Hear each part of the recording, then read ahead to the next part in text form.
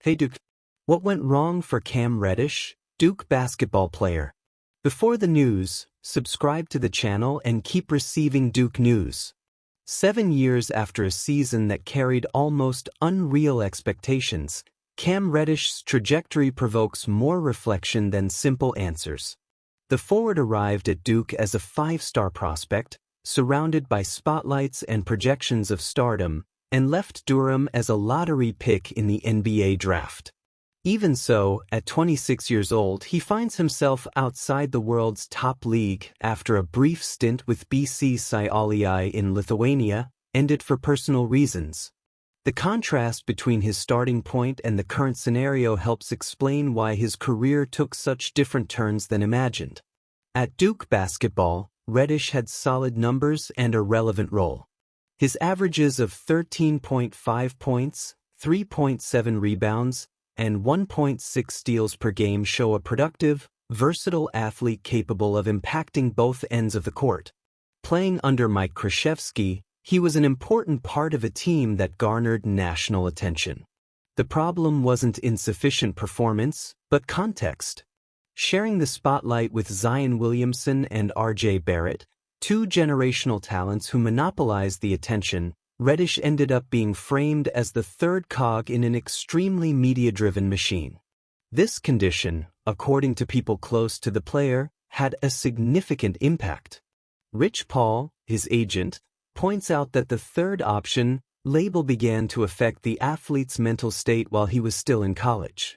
In a sport where confidence and perception have a direct impact on performance, external perceptions also began to shape internal perceptions. The expectation of being a top 5 draft pick did not materialize. Reddish was drafted only 10th overall by the Atlanta Hawks, precisely in a scenario that made his immediate establishment difficult, as he had to share playing time with players in the same position and face constant changes. In the NBA, Reddish's career has been marked by interruptions and restarts.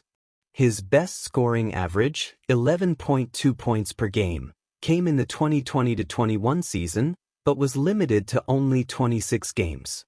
Injuries, trades, and poorly defined roles prevented a consistent run that would allow for consistent development.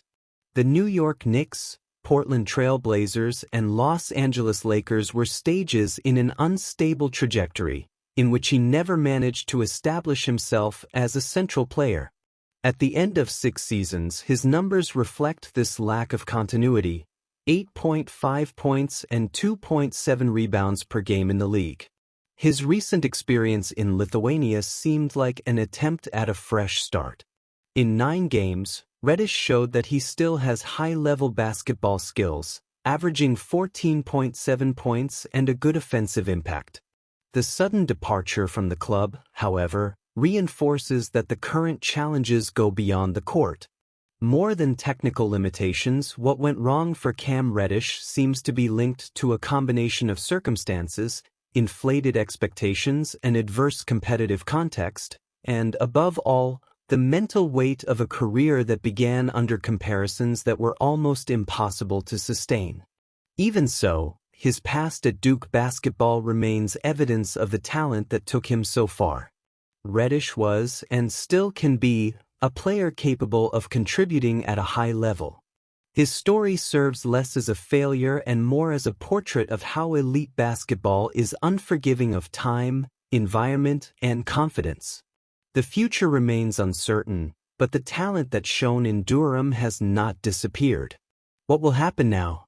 Comment.